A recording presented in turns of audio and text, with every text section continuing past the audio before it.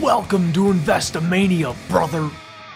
Boom! Today, we are talking about investing your first $1,000. Hey, congratulations! Making lots of life improvements now. You're finally moving out of your mom's basement. You're getting a job. You're investing in the stock market. Just spreading those little baby wings.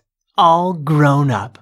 Okay, so maybe you still live with mommy and daddy, but hey, at least you're making your first stock market investment. Might be a couple $100, might be a couple $1,000. Somewhere in that range, like $5,000 or less. Note, at the end of this, I'm going to give you 4 options based upon your risk tolerance for exactly how I would break down your first $1,000 investment in the stock market. Exactly which stocks you should be buying, the amounts allocated to each stock. Don't you worry, we're going to help you spread those little birdie wings. Now, first things first, I'm going to assume you have no high interest debt.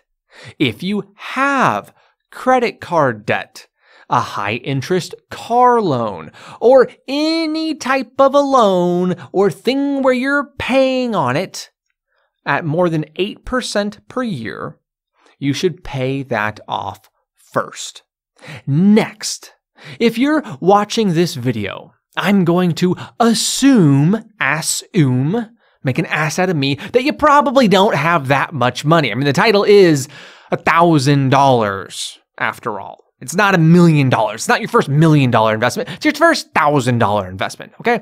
If $1,000 is all you have to your name, you probably shouldn't be investing all of it in the stock market, as most of us have these things called like expenses. You know, you gotta pay rent. You gotta pay for your car. You'll need to keep an appropriate amount of money and savings to take girls out or pay for prostitutes or whatever it is that you spend your money on. Some people say to keep 6 or 12 months of expenses and savings or whatever. I think that's a bit excessive. I typically kept around 3 months of expenses in my checking account, sometimes less, and then invested the remainder in liquid assets like the stock market. Nowadays, since my investments are more conservative and I use less leverage than I used to, I'm a little bit less concerned about the money disappearing overnight, and therefore I typically only keep about 45 days worth of expenses in my checking account and send the rest off to the stockbroker Robinhood. If anything goes wrong, I can always have that capital back in my bank account within a few business days. Your situation may be different. If you live at home with mommy and daddy, you don't have a car payment, or you don't have a car period, right? Because of course the car can break down. So if you don't have a car that you need to deal with, you don't have a girl or a boy you're spending a bunch of money on, you don't have meaningful reoccurring expenses, then hey, by all means, if you want to invest every single penny you have, hey, I support that. That's probably a cool, smart thing to do. At least you're not wasting it on drugs and Disney key passes and things that kids buy these days. I don't know what kids are doing these days. Now, before we talk about what to do, how about this? How about we talk about what not to do? Because sometimes that's a little bit easier. Number 1, don't be naive enough to think, and I'm talking about outside of the stock market, because let's be honest, if this is your first investment, you're probably considering some other investments, okay? It's not just, the stock market isn't the only example. So I want to go over some other potential investment ideas. Don't be naive enough to think that you can invest in real estate with a very small amount of capital. Don't think that you can use quote unquote other people's money. Don't think that some bank is going to give your 19-year-old $1,000 net worth person a loan, okay? Bank's not going to loan you no money unless you already got money or got really good credit. And usually you're not going to have really good credit if you're young and broke. Now, don't think you're somehow going to magically buy foreclosures or lease options and turn $1,000 into $1 million. No matter what you do, Do not invest. Okay, I'm using quote. This is audio. It's not video, so you can't see me doing air quotes. I'm doing air quotes. Invest that $1,000 into real estate, or even worse, some real estate program, which will show you how to make millions with no money down. Listen, real estate is a great investment. I love real estate for people who already have a bunch of money. If you're a multi-millionaire, real estate can be a good option. If you are a multi-thousand-aire or a multi-hundred-aire, it's a crappy option. You don't have enough money, so that is not a good choice for people with a limited amount of investment capital.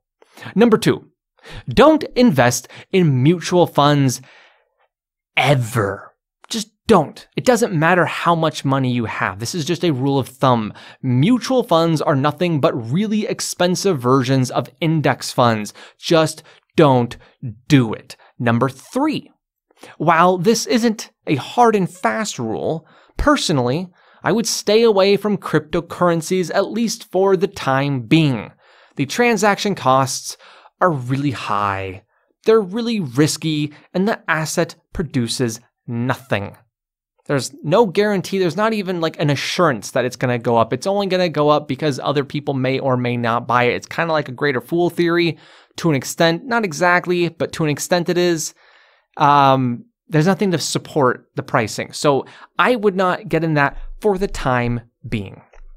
Number 4, don't invest in gold. Same reason. Gold does not produce anything. And while it spikes up and down from time to time, to a degree, it is the same concept as cryptocurrencies. It's just the greater fool theory. Its long-term value doesn't really change that much after accounting for inflation. Number 5, don't invest in bonds. Bonds are great for people who already have a bunch of money, kind of like real estate. But if you're watching this video, it's probably not you. You got $1,000. You need a better return than what bonds can give you. Number 6, don't not invest it. Okay, maybe I didn't really word that very well. There is this thing called inflation. Now, I'm going to assume this is a younger demographic listening to this, and maybe 100% of you aren't really aware of exactly what inflation is. You see, the government prints these little pieces of paper that they call notes, aka money, right? Those are little dollar bills we have. It used to be backed by gold. Gold is a relatively stable currency. That's why you should not invest in it, because it's kind of stable. It doesn't really change that much. All right. And you can't just print more gold. You can dig it up from the earth, but it takes a long time and it's expensive. Okay. Our currency used to be backed by gold. Now it's not backed by gold. And the government, the US government, can just print money whenever they feel like it. They can just print more of it. So they put more money into circulation, meaning that each dollar in aggregate is worth less because our GDP isn't more. We're not producing more stuff. There's not more businesses. There's just more money. So everybody's money becomes worth a little bit less. That's kind of like my crappy way of explaining inflation. Okay, inflation makes the value of your money worth roughly 3% less every year. It changes from year to year, but it's just like a round number to go with, right? You lose 3% of the value of your money every single year. It's hard to understand emotionally because it's so gradual. You don't really feel it, right? You went to the dollar store yesterday or last year, everything was still $1. You go to the dollar store this year, everything isn't $1.03. It's the same price. Gas is going down. It's kind of hard to understand, not because it happens so slowly. That's part of it, but it's also because some goods, their prices actually come down year over year. Electronics are a great example of prices that actually come down, not go up with inflation. DVD players used to cost a lot of money, like hundreds of dollars. Nowadays, you can find them for like $10 in like some clearance bin at Walmart. The original iPhone was $500. And yet nowadays you can get a much better phone for less than $100. I mean, obviously a brand new iPhone costs more than $500, but I'm saying you can get a phone that's much better than the original iPhone, and you can get it for a small fraction of the price, even after all the inflation. The gradual change in prices in conjunction with some things moving down in price makes inflation a difficult thing to spot and to kind of grasp emotionally. That's why you need to be aware of it intellectually and understand how dangerous it is to just keep your money sitting in a bank. Inflation is the ultimate death of your money. If you had a nickel 100 years ago, it would have the purchasing power of $1 today. You know how we have dollar stores? Well, 100 years ago, 100 years in the past, that would have been like a nickel store. They would have had nickel stores 100 years ago. And 100 years in the future, they're going to have $20 stores. In 100 years, you're going to give your great grandkid that you hate $20, and he's going to walk out of the store with a fruit roll-up.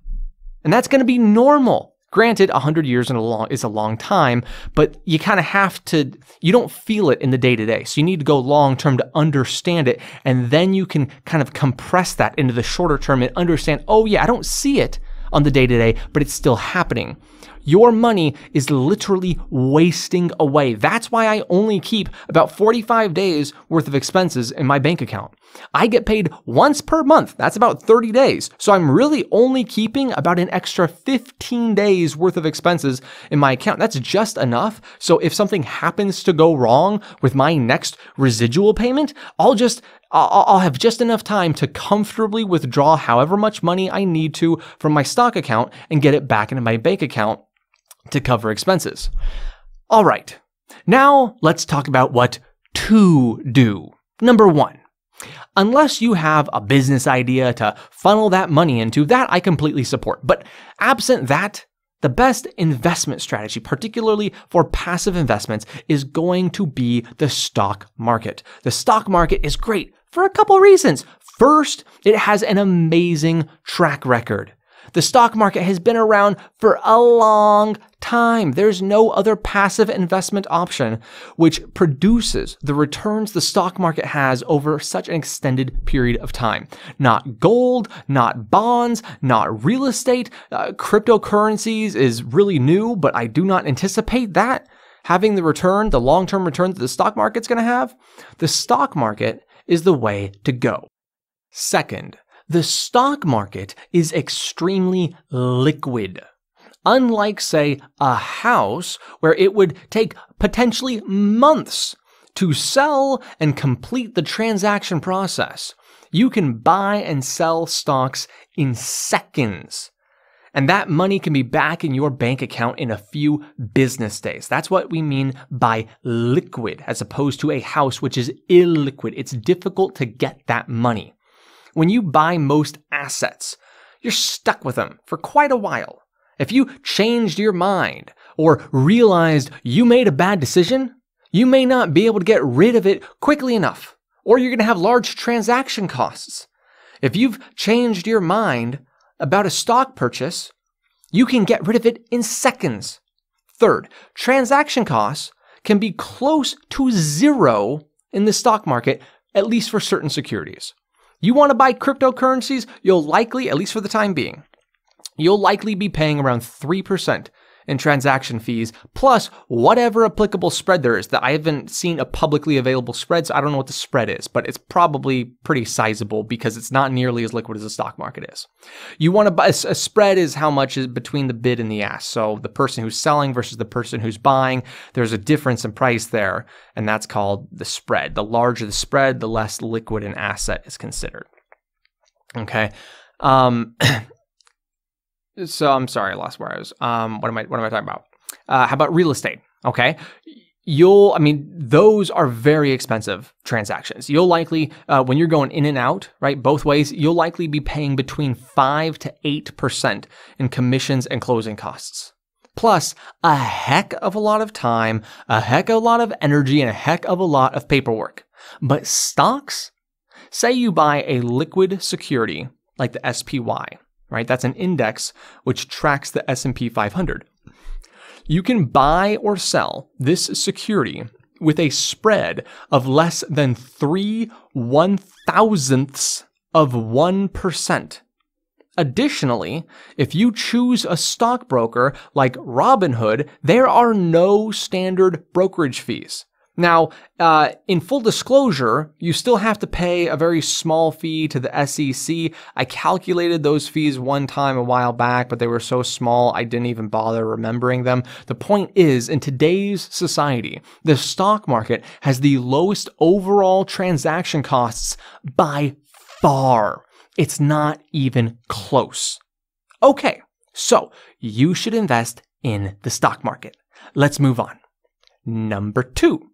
Use Robinhood as your broker. To my knowledge, they are still the only genuinely free broker. I mean, I don't mean free as in like, oh, it's free for 60 days, but like permanently free broker that exists, at least at the time that I'm making this video. I'll say that now, since no one is sponsoring me, but you best believe if some broker offers me a bunch of money, I will sell the hell out. I'd be like, then this video is brought to you by TD Ameritrade. Trade like a pro. I don't know if that's like what their slogan is, but that just sounds like it could be a slogan, like trade like a pro. It's probably someone's slogan. Anyway, in all seriousness, there can be advantages to some paid brokers, but you need quite a bit of money to make those advantages worth it relative to the fees. Unless you have a minimum of several $100,000 in your stock portfolio, I wouldn't even really look at those other brokerages. I would just stick with Robinhood. And even if you have that several $100,000+ you can probably still just stick with Robinhood unless you're kind of doing some more advanced stuff. Number 3. Now, let's get down to the brass tacks. How exactly should you invest your money? Well, first, I would recommend against day trading, swing trading, technical trading. That's looking at chart patterns, trading earnings, shorting, that's betting a stock will go down, trading options, trading futures, trading leveraged ETFs, and trading small companies, unnecessarily anyway. These are all advanced techniques. Now, advanced doesn't mean that all advanced traders do it. Some advanced traders do, some don't. It simply means that beginners should not do it. Next, we try to assess your risk tolerance. I'll do a very quick test with you. Close your eyes and breathe in and breathe out. Okay, that's enough. Now you're relaxed. Now think about the money you are investing in the stock market. Now imagine some bad news comes out, right, on the news. That's okay, that's redundant. The bad news comes out on the news. Are you still relaxed? Be relaxed. Be like water. Perhaps trade tensions between the US and China take a turn for the worst, and the stocks in the US start heading down several days in a row. 1% down, 2% down, 3% down, and you see your money dwindling away.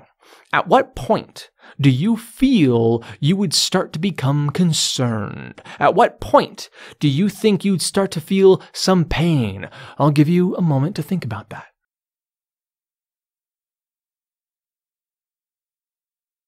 Well, I don't know what you said, but I'll share with you a few common pieces of information. The average person, they say they think they'll become concerned at around 20%. A 20% drop in money. So if they invested $1,000, when they get to 800, that's when they think they'll start getting stressed out. However, their real when they're investing their real cash, right? When it happens in actuality, not sure if that's a word, most investors start feeling concerned and begin experiencing stress at merely about a 5% drop. This is for kind of beginning investors who aren't used to the swings, right? When they start to see a 5% drop, that's when they start to get stressed out.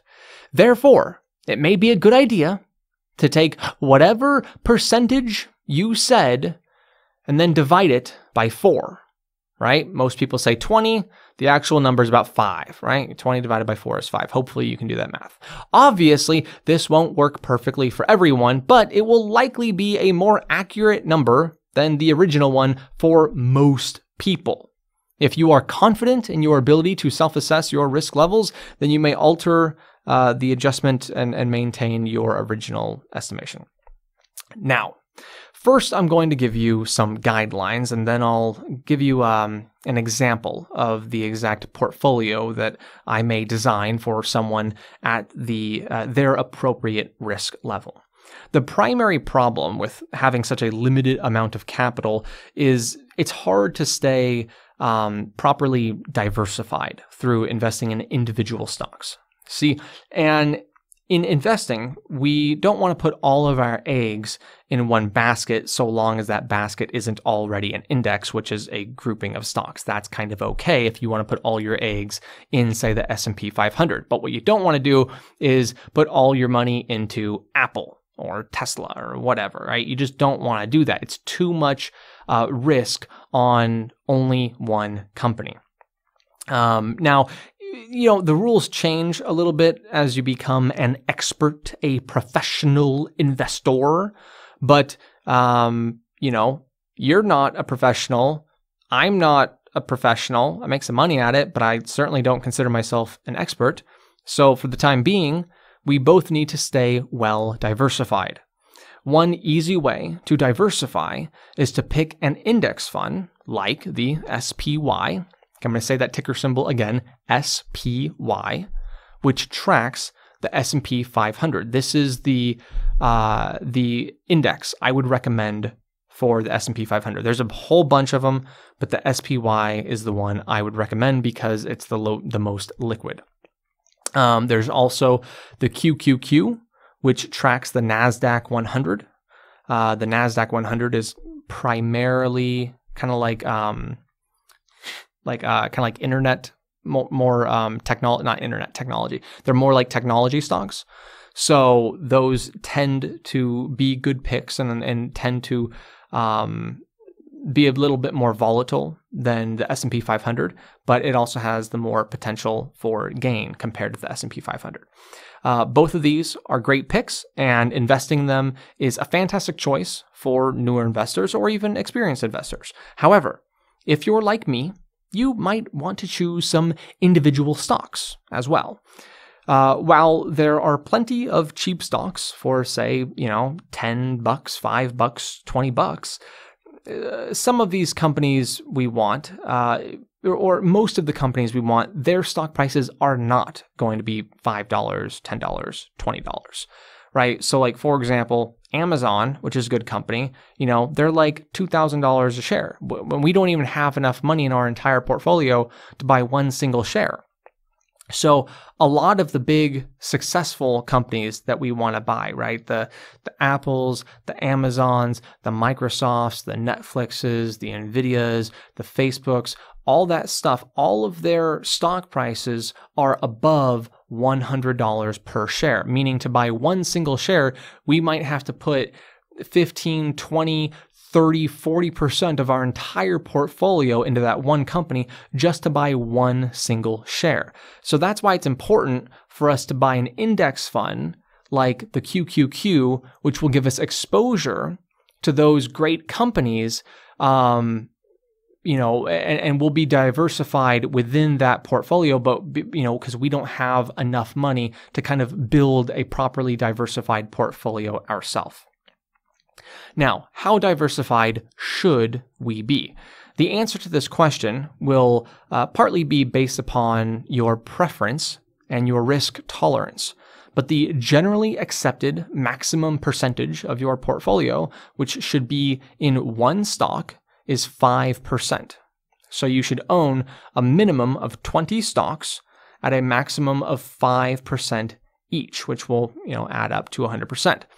However, with the extremely limited funds we have, we unfortunately cannot abide by that rule while also investing in high quality, medium and large cap companies, which tend to have stock prices that are going to be higher than 5% of our small portfolio. So we'll have to compromise a bit, and let's say we will allow ourselves to invest up to 10% of our portfolio in one stock, as well as allowing ourselves to drop to mid-cap companies where stock prices tend to be a little bit more in line with the amount of capital we have working with. Again, I would prefer larger cap companies, but larger cap companies tend to have larger stock prices. So we're compromising a little bit by going to some mid-cap companies. Now, the truth is, you should be taking a significant amount of risk when you are young and don't have that much money to invest, right? Because you don't have that much money to lose and you have your entire life to make it back. However, there is a difference between a calculated risk and gambling. Gambling is a bad idea no matter how young you are or how little money you have. Most new investors simply have no idea what they are doing. So for them, investing in small cap companies is more like gambling than it is investing. Also, just because it may mathematically be better to take more risk doesn't mean that that will necessarily work with your risk tolerance levels. I earned my money playing poker in my teenage years. I was used to periodically losing up to 15% of my entire net worth, because my whole dang net worth was in my poker account, in a single session. Right? You have a bad day, you're down 10, 15% of your entire net worth. You get used to that. I've been self-employed the majority of my life, and I get used to a fluctuating income. I'm kind of used to more variance than most people. But your life experiences may be different, and therefore you may not feel as comfortable with volatility. Even if it's mathematically correct, that doesn't mean it's worth it if you can't sleep at night. Or if you can't go a few days without checking the stock market. I was just on a 5-day cruise last week. I didn't check the stock market or my portfolio one single time, and I felt perfectly fine. If you think you're going to be stressing out and you need to check the market when you should be working or doing homework or whatever, that's an indication you should probably decrease the risk in your portfolio so you can direct your focus to where it should be, which is on earning more money, or say going to school so you can earn more money in the future. That's where the majority of your time should be spent. As your portfolio grows, it's okay to pay more attention to it, right? If you have $500,000 in your portfolio, naturally you should probably be paying more attention than if you have $500 in your portfolio. But at a few $1,000s or less, it should just be a hobby, right? Nothing else. You can do it for fun. You can do it because you enjoy I did it, right? I have invested back when I was like 19, and I think I only had a couple hundred or a couple $1,000s. I can't really remember how much I started with, but it was a small amount of money, and I still really enjoyed it. So you can do it for fun, but you need to understand it's just a hobby. When you have that small of an amount of money, you need to be focusing the majority of your time on building a business or going to school or doing whatever it is so you can earn more money. Now, let's talk about one last thing before I give you the portfolio options that I'd recommend. Leverage, also known as margin. This is the borrowed money. For every dollar you deposit into your brokerage account, you can some brokerage accounts or brokers will limit it, but from a legal standpoint, you are allowed to borrow $1 per dollar that you deposit into the account. All right. And then the brokerage firm, they will charge you a fee, also known as interest, right? That's the APR that you have to pay in order to borrow that money. At Robinhood, right, which is the brokerage account that I recommend, the interest rate varies, but it's typically around 5%. Now, I'm going to do a little bit of math with you. If you have $50 in cash invested and you borrow $50, you have 100 total dollars that's invested. Okay, $100. 50 of it's yours, 50 is borrowed. Most new investors think that the stock can go down to $50, meaning it can go from 100 to 50 because they have 50 in it, right? Before they hit a margin call. A margin call is when your position is automatically sold at market price by the broker. This is false. You do not go from 100 down to 50, which is your amount. That's what most people think. That's not how it actually works. Your maximum allowable down draw, that's the amount. If this is like a little bit above your head, don't worry. I know it will be for some of the newer investors, but if you're kind of following what I'm saying, then try to follow it. All right. Your maximum allowable down draw, that's the amount the investment is allowed to go down in aggregate before a margin call comes up. When you're borrowing at a 1-to-1 rate is only 37.5%, meaning if your $100 goes down to $62.50, your stock will automatically be sold off, and you will be left with only $12.50. It's kind of complicated math. It's not something that I have the time to fully go into right now. If you want a video on the math, let me know in the comments section and I'll try to do one. The point is, at a 1-to-1 borrow rate, if you lose 37.5% of the investment, you'll be hit with a margin call and be left with 25% of your original cash amount. So using this amount of leverage is a little bit more risky than most people think. So, should you use margin? Well, I'll say this much. Some of the best investors in the world, Warren Buffett, his partner Charlie Munger, Jim Cramer, I wouldn't say he's one of the best investors in the world, but I mean, he's one of the most well-known investors in the world and was extremely successful as a hedge fund manager. These are guys who say, don't use margin. Just don't do it. Now, I will say this much. I used to use the maximum amount of margin I was allowed to use, which was borrowing $1 for every dollar I had invested. That was before I understood the proper math. And once I understood the proper math, I thought it was like what most people think, which is if you have $100, 50 of it's yours, 50 of it's borrowed, you think you can lose 50%, but it's actually not. It's 37.5. Once I understood the appropriate math, I then realized, oh, gee, I'm at more risk than I thought I was, and I reduced the amount of margin.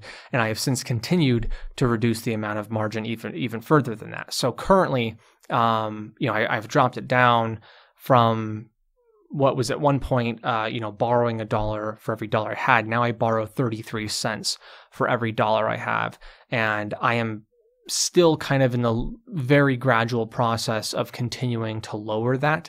And as time goes on, I'm becoming more and more against the idea of using margin. And I think instead, the superior answer is to go with more risky stocks.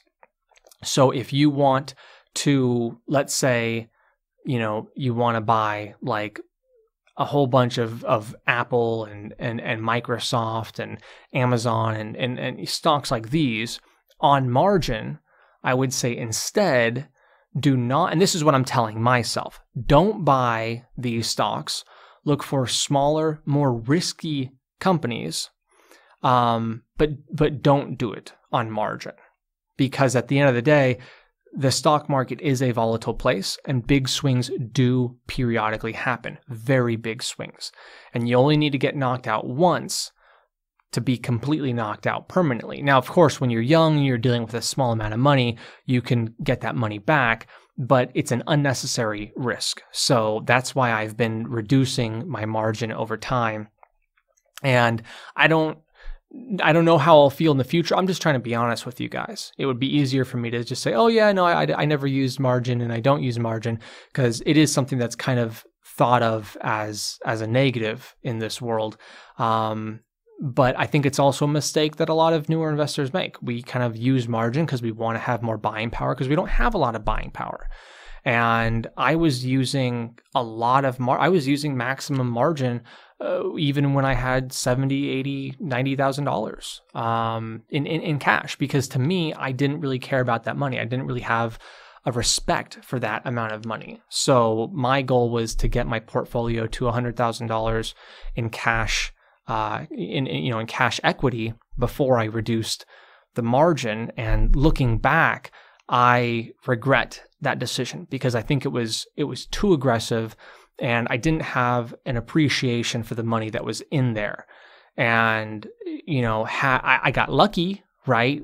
I mean, it's been a bull market like the past decade, so everything's kind of gone well, but things didn't have to go well. They could have gone poorly, and I easily could have been wiped out. And I was willing to accept that risk because while I was investing, I had a strong income, so I knew that I could make that money back in a couple years if it got wiped out.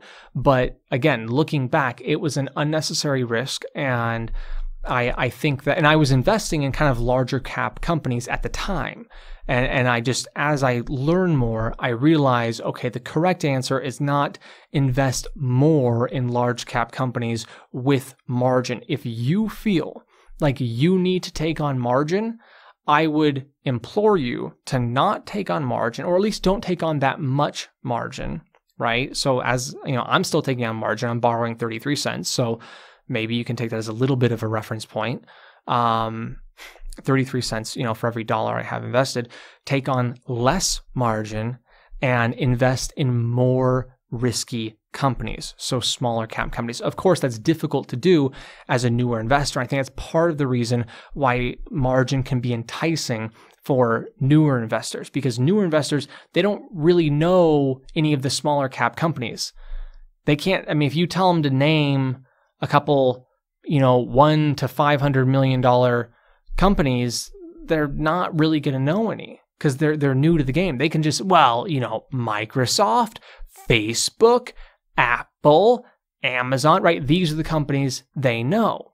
So for them, it's easier to just take on margin, to just say, hey, I think these companies are going to go up, so I'm willing to take on the margin.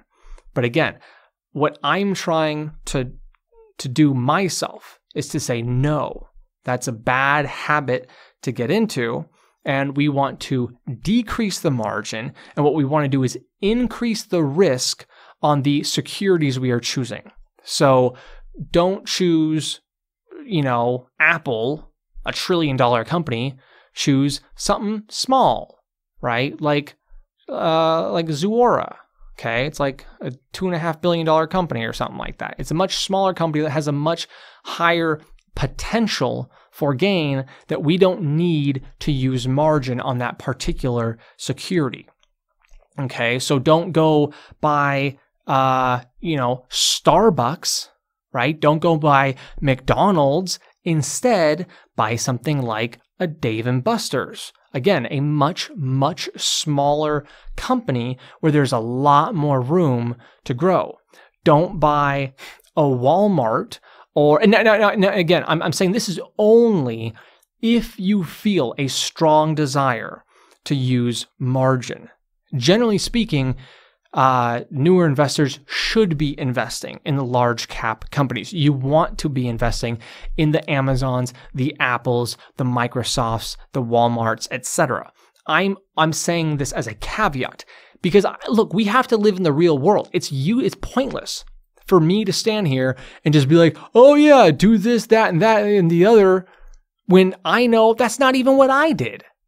It's easy for me in my position now to say, you shouldn't use margin and you should also invest in large cap companies. When I remember when I didn't have no money, I didn't want to do that because I'm like, they can't grow fast enough and I don't got no money. I need to grow quicker. So you start looking for ways to do it. And there's kind of two ways you can go. One is margin and one is investing in riskier securities. They both possess more risk. But as I kind of learn more about the stock market and I understand the math better, I realize I made the wrong decision by bringing on higher amounts of margin.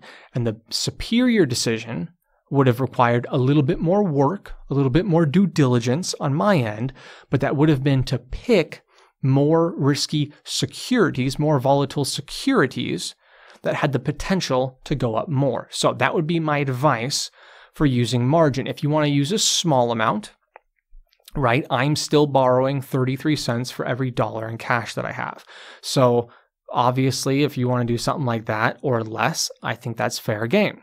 But I would, even though I used to do it, I would recommend against borrowing, say, $1 for every dollar you have. If you feel that desire to do that, what helped me was to move away from the large cap companies and move towards the smaller cap companies where you have a lot more potential for growth. Okay, so hopefully I've covered that. Now it's finally time. I am going to present to you the couple portfolio options, and they're going to be from most conservative to most aggressive.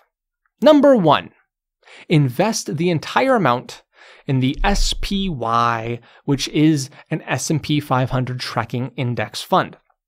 I would not recommend anything less aggressive than this, at least for a young person with limited funds.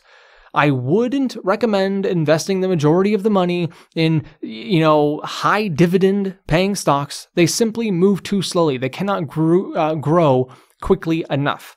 This is a nice compromise for a person who wants safety, wants security, doesn't want too much volatility, but you need to compromise. You still need some growth when you don't have that much money. You have to take on some amount of risk. So this is the least amount of risk I would recommend taking on. You have 500 dang stocks in your portfolio, and long-term, the S&P 500 has done pretty dang well.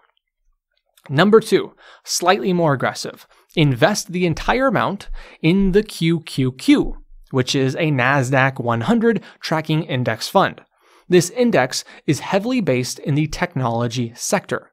Its top holdings are Apple at 12.5%, Amazon at just under 11%, Microsoft at about 10%, and Google at 8.75%.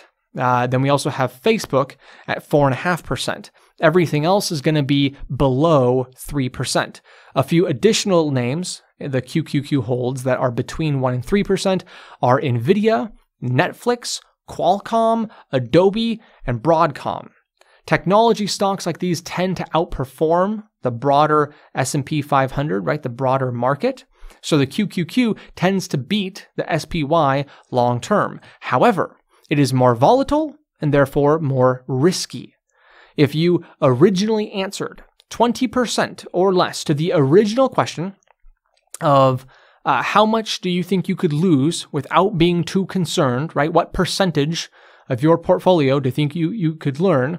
If you answered 20% or less, I would recommend selecting one of these first 2 options.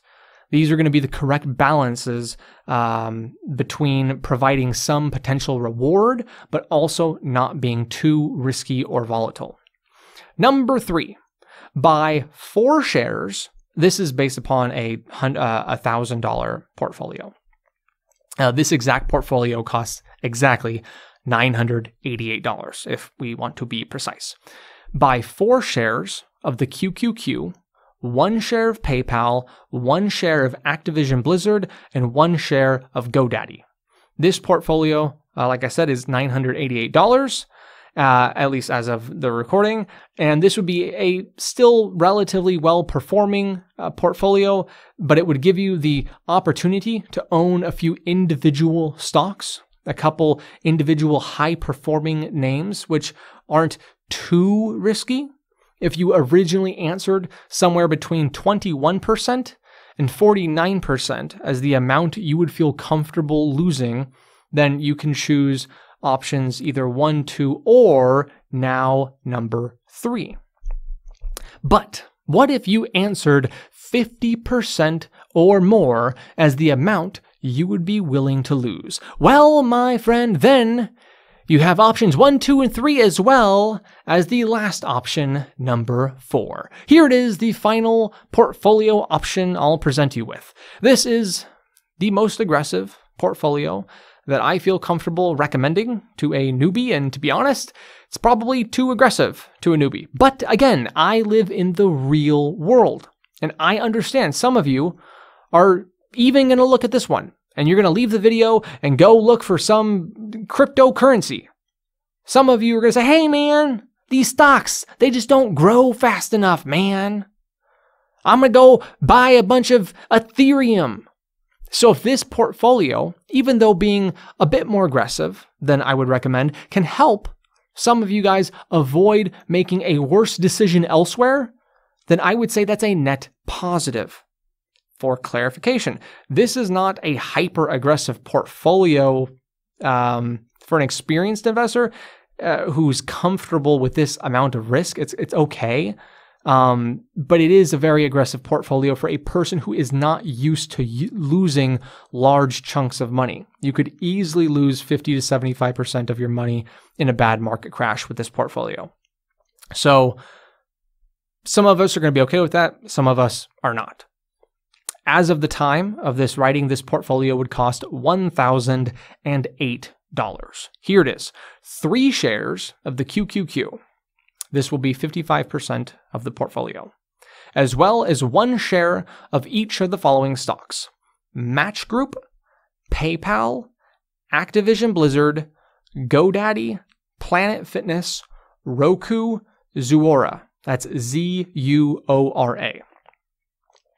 I did my best to target high growth stocks because I know that's the target audience for people who want this number 4. They want high growth. And at the end of the day, it's your money. Whether you're new or not new, I can tell you to just go buy the QQQ and say it's probably your best option, which it probably is as a new investor.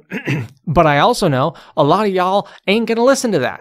So I'm trying to appease you and compromise and say, okay, what's something a little bit more risky, but it's still not too risky, but it gives you the potential for quite a bit more gains than just purchasing the QQQ alone.